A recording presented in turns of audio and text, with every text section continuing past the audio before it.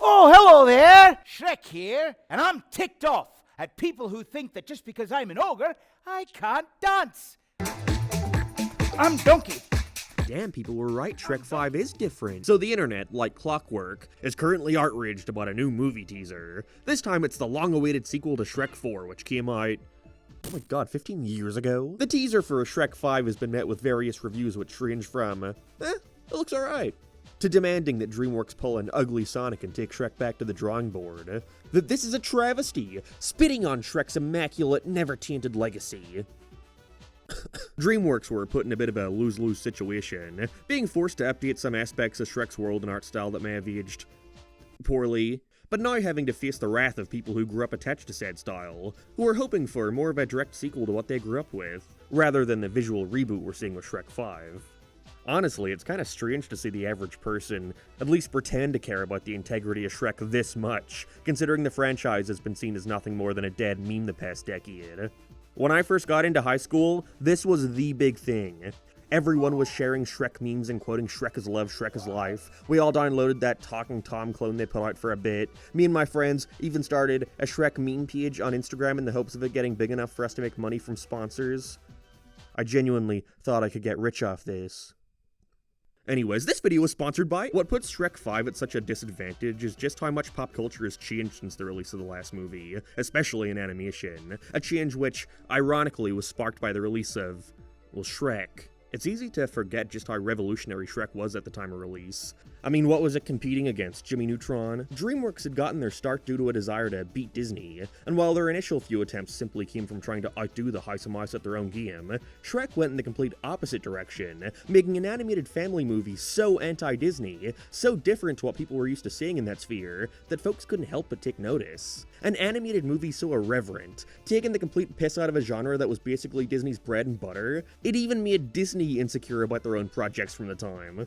I'll never forget how Disney completely animated an opening for Chicken Little where they do their whole storybook shtick like usual, but got such cold feet about it they changed it to make fun of what they spent thousands of dollars already animating, with an opening that's basically just a less funny version of Shrek's. But at the center of all that, at the center of all the crude humor, pot shots at Disney, and references to pop culture from the time, was a good fucking movie. And that continued. For one sequel. Anyways, this is about Shrek 5 and why it ended up making the internet so angry, in which I have 3 possible answers for. So let's go through them. Here are the 3 main reasons why I think the Shrek 5 teaser sparked such animosity. 1. Making a new Shrek movie after 14 years. That may sound like a weird point to start on, but really, the time that Shrek came out in played such a massive role in its success.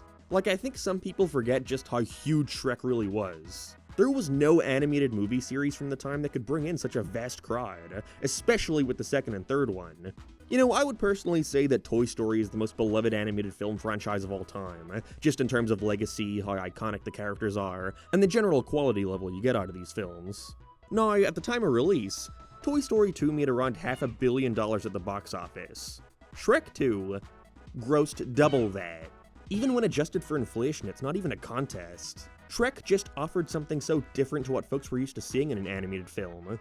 It didn't take its story or characters too seriously, oftentimes poking fun at the genre it resides in, referenced a lot of pop culture from the time, and steered away from the art style associated with your average animated film.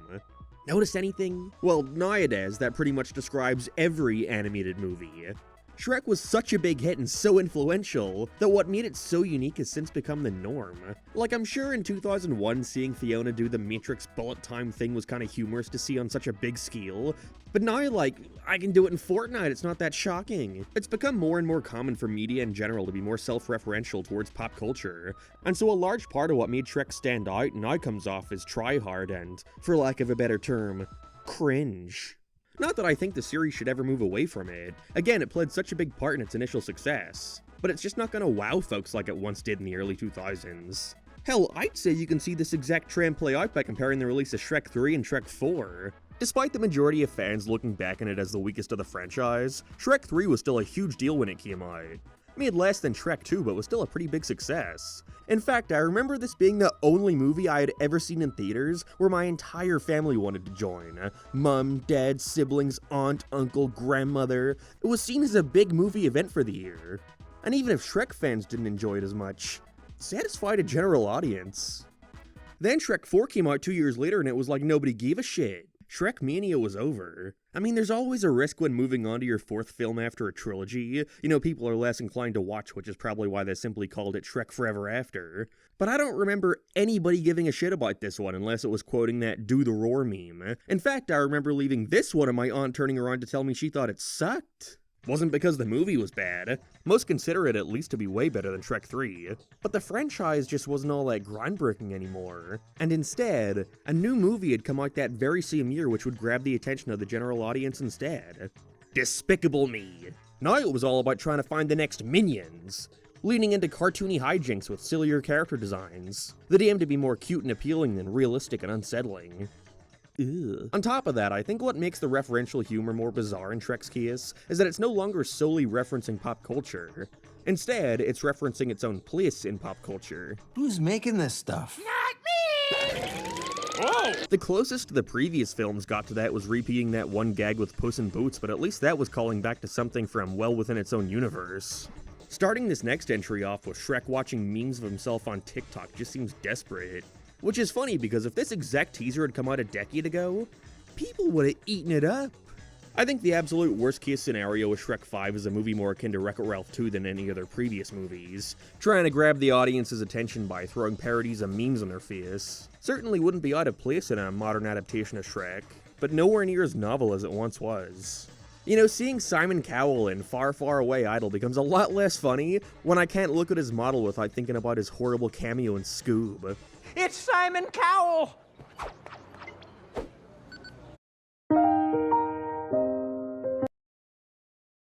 It's Simon Cowell!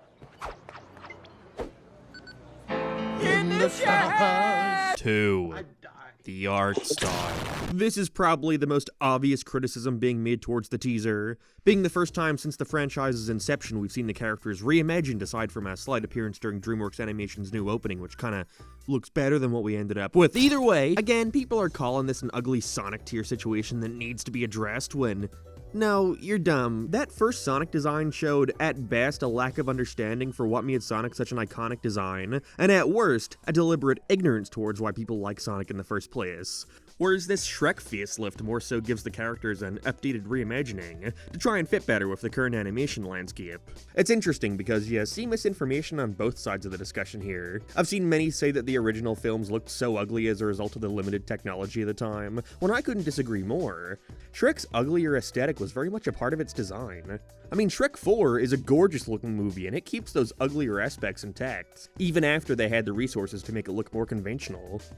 But like I had mentioned before, Shrek was the complete antithesis to Disney, and so instead of showcasing these gorgeous, sparkling castles and lush forests inhabited by perfect-looking specimens, Shrek primarily took place in grimy swamps, dull castles, and realistic-looking woodlands. It wasn't that the art style was purposefully gross, it was instead just trying to reflect real life. And real life's ugly. You know, their version of a fairy tale kingdom was just LA. Again, I could see that being groan-worthy if done today, but at the time it was a hilarious twist. I can imagine a theater of people roaring in laughter at that Starbucks gag.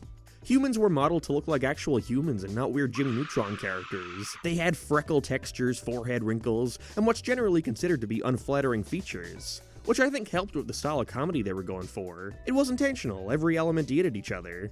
Like, I don't know, I think this Scream face is a lot less funny than this Scream face, despite the newer one objectively being more expressive.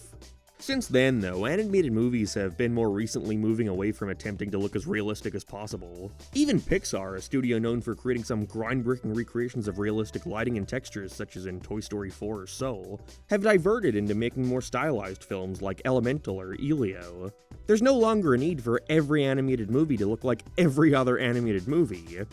In that regard, I think Shrek 5 was actually in a prime position to stick to its realistic art style. You know, nobody's really doing it anymore, you can be the only one. If anything, take it even further, but at the same time, this doesn't look bad. Well, okay, except Fiona. But the harsh truth is, you're updating iconic character designs people have grown attached to for 24 years. Folks were gonna be pissed no matter what. I'm of the belief that trying something new is appreciated, and overall, again, looks pretty good. But at the same time, you can't say someone is incorrect for preferring the more realistic portrayal these characters once had. It's all preference at the end of the day. If anything, I'm more so curious as to how this art style shift will affect its box office. Animation still has the stigma of being just for kids, and while that is starting to slowly shift, the market certainly shows a preference towards the more bright and colorful cartoony adventures out there, which only aids said stigma.